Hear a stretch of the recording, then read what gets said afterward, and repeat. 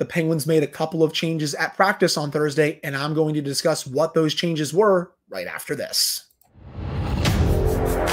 You're Locked On Penguins, your daily podcast on the Pittsburgh Penguins, part of the Locked On Podcast Network, your team every day.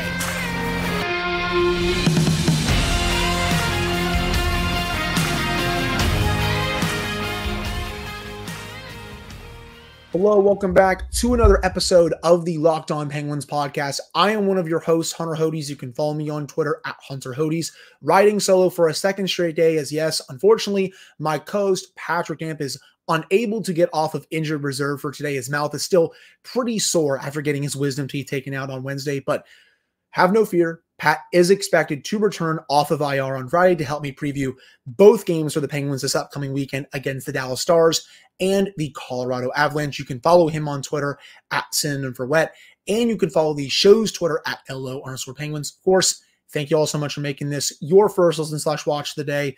We are free and available on all platforms. And finally, today's episode is brought to you by Game Time. Download the Game Time app, create an account, and use code LOCKEDON for $20 off your first purchase. Happy first day of March Madness to everyone out there who filled out a bracket and watches the NCAA tournament.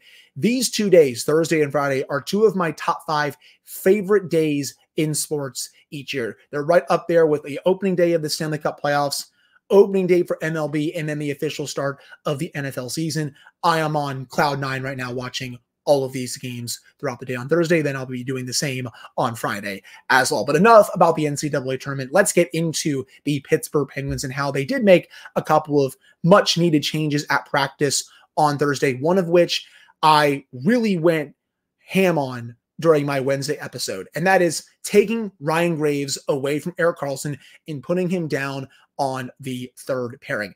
There was no reason to keep icing the Graves-Karlsson pairing with the results that they have had this year. I don't want to rehash everything that I said during my Wednesday episode, but I will say, with how bad the Penguins have been with both of them on the ice, this was a no-brainer decision by Mike Sullivan. And the new Penguins defensive pairings for practice on Thursday, P.O. Joseph was with Chris Letang, and I'll get into that in just a second a little bit more. Pettersson was with Karlsson, and then Ryan Graves was down in the bottom pairing with John Ludwig and Jack St. Ivany rotating. So they'll be making a pairing out of 2 of those 3 players for the next game in Dallas, and then probably for their next game after that in Colorado. It's funny, Jack St. Ivany, he's been coming up and down from Wilkes-Barre to the Penguins and then back and forth. It's clear to me that I think one of the defensemen is a bit banged up, but if you're also asking for my opinion, I would play St. Ivany just to see what he can do at the NHL level. You've seen what Ryan Graves can do overall this season. He's been brutal throughout the year, and you really have nothing to lose at this point by at least giving St. Ivany a look to see what he can do. I mean, so far this season down in Wilkes-Barre, he has 4 goals, 15 points in 53 games. He's not really fully known for his offense, but if you just shelter his minutes a little bit with someone like John Ludwig and you're giving him, 11, 12 minutes for his first game, I don't think he's truly going to kill you. And what's the worst that can happen? If he plays bad for one game, you can just put him right back in the press box and then maybe put Ryan Graves back out there. But you at least owe it to yourselves, the coaching staff that is, to see what you have in this player, because Graves definitely needs a reset. I mean, he's been awful throughout the season. Putting him up there for a game or 2, the press box that is, really wouldn't be the worst thing in the world. You could not keep putting that Graves-Karlsson pairing out there. 7 goals for, 12 goals against when they've been on the ice this season, and all of their other underlying numbers were also absolutely terrible. The Pettersson-Karlsson pairing is so much better when it's been out there, and I think arguably it has been the Penguins' best defensive pair throughout the season. Now, P.O. Joseph with Chris Letang, I understand the appeal to that just because, they're really close. I mean, Joseph lives with Letang overall, and they have had decent games at times this season. Their full sample size this season is 38 games, but if you look at the entire body of work, again, yes, there have been a couple of decent games, but overall, when Letang and Joseph have been paired together, the numbers are not pretty, to say the least. 6 goals for, 12 goals against at 5-on-5 for a 33.3% goals for rate. And then scoring chances, high danger chances, both well below 50%. And also it's the same for shot attempts per 60 minutes, below 50% as well. Now, if Letang is on the ice with any other partner outside of Joseph, his numbers skyrocket. 52% for shot attempts per 60 minutes, 57 goals for, 47 goals against, and then you have a 53% high danger chances rate and a 52% scoring chances for rate. If you want to do this, I guess, for a few games or maybe even the rest of the season, okay, whatever. But this cannot be a long-term solution with the data that we have overall for a Joseph Letang pairing. And it goes back to something that I said during my Wednesday episode. This team badly needs another top 4 defenseman for next season. You cannot have a top 4 going into next season of P.O. Joseph and Chris Letang, and then Marcus Pettersson and Erik Karlsson. I love Pettersson and Karlsson together. They've been great all year. Letang has been mostly very good as well, but you need a better partner for him over someone like P.O. Joseph and over someone like Ryan Graves. And yeah, I mean, this is what happens when the Penguins only have 3 capable defensemen on the roster. John Ludwig, for the most part this year, hasn't been that good. I mean, the last couple of games, he's been at least a bit better, but I don't fully trust him over an 82-game season heading into next season. I can say the same about P.O. Joseph, and I can also say the same about Ryan Graves, especially with the way that he has played so far this season too. So overall, the defensive pairings, they are what they are at this point, but you just could not keep running out that Graves-Karlsson pairing overall, especially if you keep saying to yourselves that, oh yeah, we're in the race in quotation marks. But again, I want to see what St. Ivany can do. Hopefully he can make his NHL debut against Dallas and give Graves that reset that he really, and I mean really, needs. The other change the Penguins made at practice on Thursday is finally inserting Jesse Puljujarvi back into the forward lines. The top 6 remains the same with O'Connor, Crosby, Rust.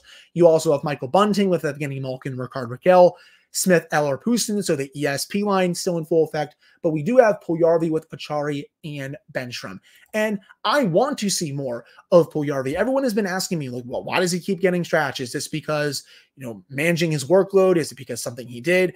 And my honest answer for you all, I don't know. It could be a bit of both. I mean, we have seen Sullivan take Puljujarvi off the ice at times and stick him on the bench for quite a few minutes when he makes a mistake, but when other players have made mistakes, he just trots them right back out there. It's super weird, but we also have seen him be scratched when he's not making mistakes to manage his workload. So I do think overall it could be a bit of both, but I don't fully know the reasoning. I just want to see him in the lineup a bit more because when healthy, he is one of their better options in the bottom 6. So it looks like he's going to be back in the lineup for the game against the Dallas Stars on Friday, then probably for the game against the Avalanche on Sunday. Those were the 2 main changes that we saw at practice, and I think that's going to do it for this second segment. But let me know what you think about the changes down in the comments on YouTube. You can also send me a DM on social media. Do you agree with moving Ryan Graves down to the bottom pairing or potentially in the press box? And do you want to see more of Jesse Puljujarvi for these final 14 games as well? But again, that'll do it for this first segment. Coming up in the second segment, we're going to do a little bit of an update on Brayden Yager and just how good of a season he's having for his junior team, aka Moose Jaw. But before we get to that, we got to tell you all about Game Time. You should not have to worry when you're buying tickets to your next big event. Game Time is the fastest and easiest way to buy tickets for all the sports, music, comedy, and theater events near you. With killer last-minute deals, all-in prices, views from your seat, and their best price guarantee, Game Time takes the guesswork out of buying tickets. It's the only ticketing app that gives you complete peace of mind with your purchase. See the view from your seat before you buy, so you know exactly what to expect when you arrive. All-in prices, show your total up front so you know you're getting a great deal before you check out. Buy tickets in seconds with just 2 taps. Take the guesswork out of buying tickets with Game Time. Download the Game Time app, create an account, and use code LOCKEDON for $20 off your first purchase. Terms apply. Again, create an account and redeem code LOCKEDON for $20 off. Download Game Time today. Last minute tickets, lowest price guaranteed. All right, we're back here in this episode of the Locked On Penguins podcast. I am one of your hosts, Hunter Hodes. You can follow me on Twitter at Hunter Hodes, riding solo for a second straight day. So let's dive into the Penguins' top prospect, Brayden Yager, because he is having one heck of a year for Moose Jaw of the WHL. Heading into the season, I was a little bit worried about him just because for his year last year, 2022-2023, his goal scoring output went down. And that is his bread and butter when you watch his game. I said heading into last year's draft class that he had one of the 5 best releases in the class, and I wanted him to get back to basics for this year and get back to scoring more goals. And sure enough, he has done that and then some. He's only played 55 games this year for Moose Jaw. In those games, 34 goals, 86 points. He's already tied his career high for Moose Jaw in goals, and he's only played 55 games. His last goal was scored just a few days ago, was a rocket of a slap shot, and his development has been really awesome to see. Now, I don't think he's going to be ready to play for the start of next season, but I do think if all continues to go well for Yager, he could be ready for the start of the 2025-2026 season, or even the dream scenario, maybe he's up at some point later on next season, but I still don't think he's going to be ready next season. Again, that's the dream scenario, but more than likely he'll be ready for the 2025-2026 season. And another thing that's been really nice to see from Yager this year is that he's continued to be a really strong playmaker in addition to getting back to basics in scoring quite a few goals. He already has 52 assists this season for Moose Jaw. He is more than double the amount of assists that he had 2 years ago when he set his career high in goals with Moose Jaw with 34. Now, 52 assists this season. He only had 25 at that time. So he's been able to work on his overall game even outside of goal scoring. He's turned into a great playmaker, and he's been working on his play away from the puck as well. So it's been awesome to see him really bringing it all together for this year and showing why he was the Penguins pick in the NHL draft this past year. Again, my friends, I still think he's a little bit of a ways away, but it's been nothing but great stuff from Yager so far this year. And he also did a great job with the World Junior team for Team Canada. Even though Canada didn't win gold this year, in 5 games, 2 goals, 5 points in those games. He was getting top 6 minutes with some of Canada's best players, and he did not look out of sorts at all. I know some people thought that Yager was a little bit of a reach at the time for the Penguins, but right now, he's looking like a player that can make an impact at the NHL level. Now, I don't think he's going to be a top-line center or top-line winger. Even a second-line winger, second-line center, I think could be a bit of wishful thinking just for right now, but I definitely see him as a strong middle 6 player for this team once he's eventually NHL ready. I know some people have been asking about, could he get some time in Wilkes-Barre to end the season? I don't think that's going to happen right now just because of how Moose Jaw has Memorial Cup aspirations. They're not going to let him go to Wilkes-Barre and get time with the Baby Pens. I think the earliest that he could play with the Baby Pens sometime next season or even the year after, he's going to get time in Wilkes-Barre before he comes up to the Penguins. They're not just going to skip that part of the development phase. So all good right now with Brayden Yager. Just want to give you an update on him. I'm just really liking his development as a whole, and he has silenced all of the, what word I want to use here, I guess the concerns that I had about him heading into the season, because he's got his goal scoring touch back. He's even better of a playmaker than he was before, and his play defensively has really taken a turn for the better, and he is showing why he is the Penguins' top prospect in the system. It's fun having an exciting prospect like this, because the Penguins, they're not used to having an exciting young player like this in their system. So all good right now for Brayden Yager overall, but I think that will do it for the second segment of today's show. Coming up to end the show, could the Penguins be in on Collin Graf overall, one of the top free agents for the NCAA this upcoming summer? I'm going to discuss that and why the Penguins should be aggressively pursuing him to end the show. But before we get to that, I got to tell you all about eBay Motors. Passion, drive, and patience, what brings home the winning trophy is also what keeps your ride or die alive. eBay Motors is everything you need to maintain your vehicle and level it up to peak performance, from superchargers, roof racks, exhaust kits, LED headlights, and more. Whether you are into speed, power, or style, eBay Motors has got you covered. With over 122 million parts for your number one ride or die, you'll always find exactly what you're looking for. And with eBay Guaranteed Fit, your part is guaranteed to fit your ride every time, or you'll get your money back, because with eBay Motors, you're burning rubber, not cash. With all the parts you need at the prices you want, it's easy to turn your car into the MVP and bring home that win. Keep your ride or die alive at ebaymotors.com. Eligible items only. Exclusions apply. eBay Guarantee Fit is only available to U.S. customers. All right, we're back here in this episode of the Locked On Penguins podcast. I am one of your hosts, Hunter Hodes. You can follow me on Twitter at Hunter Hodes. This episode is probably going to be a bit shorter than what you all are used to. If Pat were here, we'd probably be going over 30, 35 minutes like we normally do. But for today, it's going to be a bit shorter overall. But let's dive into my final topic, and that is the Penguins potentially being interested in Collin Graf, who is widely considered to be the NCAA's top free agent this summer. If you look at his numbers overall this season, 22 goals, 48 points in 31 games. He's top 5 among all NCAA players in points per game at 1.55. He's up there with Macklin Celebrini, who's going to be the #1 overall pick in the draft. Gabe Perreault, who was one of the top prospects in this past year's draft. Will Smith, same thing. So this kid is legit. And when I was diving into a little bit of his film before I started recording, I saw a player who is really silky.